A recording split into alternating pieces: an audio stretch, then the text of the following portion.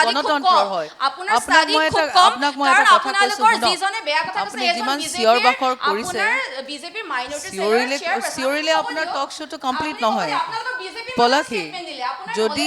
তথ্যৰ ভিত্তিত প্ৰধানমন্ত্ৰী ডাঙৰীয়া মাপ খোজক কাৰণ এগৰাকী মহিলা নিৰ্বাচনী সভাত কি কৈছিলে কংগ্ৰেছ কি বিধৱা জাৰ্চি আপুনি শব্দটো উচ্চাৰণ কৰিব পাৰিবনে যোনটো শব্দ উচ্চাৰণ কৰিছিলে শব্দটো উচ্চাৰণ কৰিব পাৰিবনে পলাশীয়ে মোৰ প্ৰশ্নটো হ'ল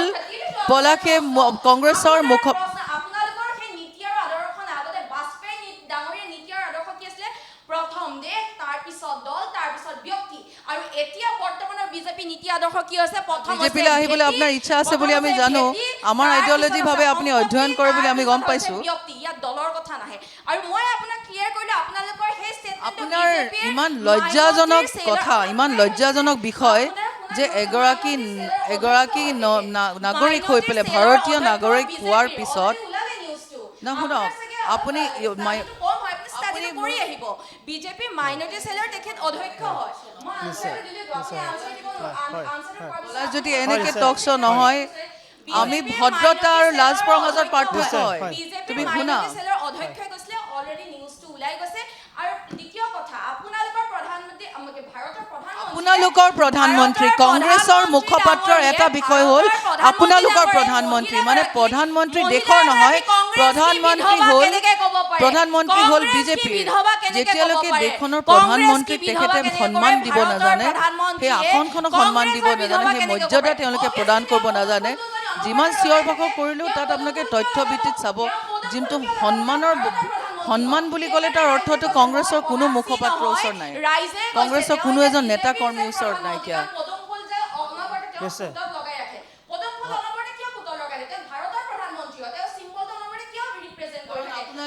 আপোনালোকে ঘূৰালি যোৱা বোকাখিনিত পদুম ফুলে ফুলিব পাৰে তাৰ ওপৰত বেলেগ নোৱাৰে আৰু আপোনাৰ প্ৰশ্ন দুটা ক্লিয়াৰ কৰিলো হোপ আপুনি স্যাটিসফাইড হয় কাৰণ এনেকে টক শ্ব' কৰা নহয় পলাশী অভদ্ৰামিটো টক শ্ব'ত একচেপ্ট কৰা নহয় মানুহে নম্ৰতাৰ হৰল যদি হ'ব নোৱাৰে এইটো আনসাৰ প্ৰধানমন্ত্ৰী ডাঙৰীয়া বিধৱা বুলি কিয় ক'লে আমাৰ আসলে বিষয়টো আমাৰ বিষয়পাল আমি তোমাৰ লাজ লগা নাই যে কোনটো শব্দ উচ্চাৰণ কৰিছিল তুমি এইটো ক'ব নোৱাৰে এখন মঞ্চত ইমান তোমাৰ মাতৃ আৰু মোৰ মাতৃকো লজ্জাৰ নিচিনা তুমি তোমাৰ আমি আসলে বিষয়টো আমাৰ অলপ খালি কৰি গৈছে ষ্টাডি খুব কম তোমাৰ শুনা তুমি এটা নতুনকে দায়িত্ব পাইছা অকমান এক্সাইটমেন্ট বেছি বাৰু কিন্তু গাম্ভীৰ্য ৰাখি পেলাই ৰাইজৰ আগত কথা কোৱাটো খুবেই বেছি ইম্পৰ্টেণ্ট খুবেই বেছি জৰুৰী আৰু যদি এখন সমাজক আমি প্ৰতিনিধিত্ব কৰিছো বুলি ভাবো সেই সমাজখনক প্ৰতিনিধিত্ব কৰিবৰ কাৰণে আমাৰ ব্যক্তিত্ব ভাল হ'ব লাগিব এটাকে কংগ্ৰেছৰ মুখপাত্ৰগৰাকীক মই বিনম্ৰতাৰে অনুৰোধ কৰিব বিচাৰিছো যে তেখেতৰ ব্যক্তিত্বৰ ওপৰত তেখেতৰ অধ্যয়ন কৰিব লাগে যেনেকৈ ব্যক্তিত্বৰ বিকাশৰ তেখেতক প্ৰশিক্ষণ প্ৰয়োজন হৈছে ব্যক্তিত্ব বিকাশৰ কাৰণে তেখেতক প্ৰশিক্ষণ শিবিৰ এটাত কংগ্ৰেছৰ দল আৰু নেতাসমূহে তেখেতক ক'ৰবাত থিয় কৰাব লাগে পাৰ্চনেলিটি ডেভেলপমেণ্টৰ ক্লাছ প্ৰয়োজন হৈছে আপোনাৰ বিজেপি মুখপাত্ৰগৰাকী খুব নলেজ কম তেওঁক নলেজ অলপ দি পঠিয়াব লাগে আপোনালোকৰতো পিচিআৰ পৰা আপোনালোকৰতো দিয়ে থাকে ৰিপৰ্টবিলাক কোনটো কি কথা ক'ব লাগে কাউণ্টাৰ পইণ্ট তেওঁকো দি দিব তেওঁৰ লেক অফ নলেজ হয় মানে প্ৰধানমন্ত্ৰী ডাঙৰীয়া আসনখন ইমান নিম্ন শাখাৰ নেকি যে যাৰ মন যায় প্ৰধানমন্ত্ৰী গণতন্ত্ৰৰ হয় আপোনাক মই এটা কথা কৈছো আপুনি যিমান চিঞৰ বাখৰ কৰিছে চিঞৰিলে আপোনাৰ টক শ্ব'টো কমপ্লিট নহয় পলাশী যদি তথ্যৰ ভিত্তিত প্ৰধানমন্ত্ৰী ডাঙৰীয়া মাপ খোজক কাৰণ এগৰাকী মহিলা নিৰ্বাচনী সভাত কি কৈছিলে কংগ্ৰেছ কি বিধৱা জাৰ্চি আপুনি শব্দটো উচ্চাৰণ কৰিব পাৰিবনে যোনটো শব্দ উচ্চাৰণ কৰিছিলে শব্দটো উচ্চাৰণ কৰিব পাৰিবনে পলাশীয়ে মোৰ প্ৰশ্নটো হ'ল পলাশীয়ে কংগ্ৰেছৰ আপোনালোকৰ সেই নীতি আৰু আদৰ্শখন আগতে বাজপেয়ী ডাঙৰীয়া নীতি আৰু আদৰ্শ কি আছিলে প্ৰথম দেশ তাৰপিছত দল তাৰপিছত ব্যক্তি আৰু এতিয়া বৰ্তমানৰ বিজেপি নীতি আদৰ্শ কি হৈছে প্ৰথম বিজেপিলৈ আহিবলৈ আপোনাৰ ইচ্ছা আছে বুলি আমি জানো আমাৰ আইডিঅলজি ভাবে আপুনি অধ্যয়ন কৰে বুলি আমি গম পাইছো ব্যক্তি ইয়াত দলৰ কথা নাহে আৰু মই আপোনাক ক্লিয়াৰ কৰিলো আপোনালোকৰ সেই ষ্টেটমেন্ট আপোনাৰ ইমান লজ্জাজনক বিষয় যে এগৰাকী নাগৰিক হৈ পেলাই ভাৰতীয় নাগৰিক হোৱাৰ পিছত না শুনক আপুনি বিজেপি মাইনৰিটি সেলৰ তেখেত অধ্যক্ষ হয়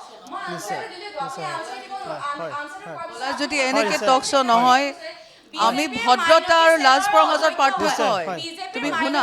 অধ্যক্ষই কৈছিলে অলৰেডি নিউজটো ওলাই গৈছে আৰু দ্বিতীয় কথা আপোনালোকৰ প্ৰধানমন্ত্ৰী আপোনালোকৰ প্ৰধানমন্ত্ৰী কংগ্ৰেছৰ মুখপাত্ৰৰ এটা বিষয় হ'ল আপোনালোকৰ প্ৰধানমন্ত্ৰী মানে প্ৰধানমন্ত্ৰী দেশৰ নহয় প্ৰধানমন্ত্ৰী হ'ল বিজেপি যেতিয়ালৈকে দেশখনৰ প্ৰধানমন্ত্ৰীক তেখেতে সন্মান দিব নাজানে সেই আসনখনক সন্মান দিব নাজানে সেই মৰ্যাদা তেওঁলোকে প্ৰদান কৰিব নাজানে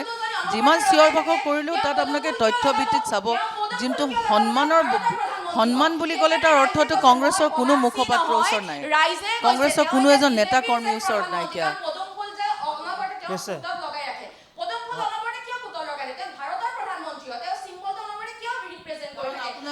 আপোনালোকে ঘূৰালি যোৱা বোকাখিনিত পদুম ফুলে ফুলিব পাৰে তাৰ ওপৰত বেলেগ নোৱাৰে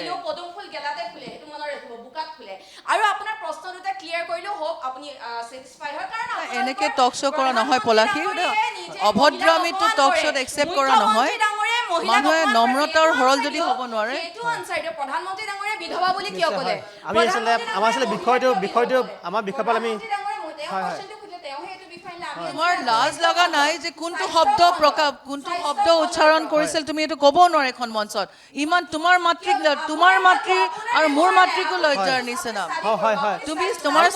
আমি আচলতে বিষয়টো আমাৰ অলপ ফালি কাটি গৈছে ষ্টাডি খুব কম তোমাৰ শুনা তুমি এতিয়া নতুনকে দায়িত্ব পাইছা অকমান এক্সাইটমেণ্ট বেছি বাৰু কিন্তু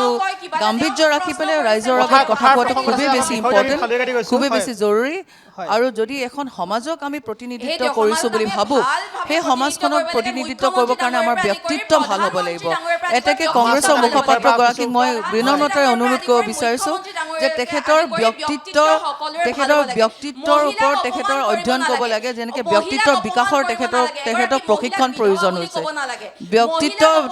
ব্যক্তিত্ব বিকাশৰ কাৰণে তেখেতক প্ৰশিক্ষণ শিবিৰ এটাত কংগ্ৰেছৰ দল আৰু নেতাসমূহে তেখেতক ক'ৰবাত থিয় কৰাব লাগে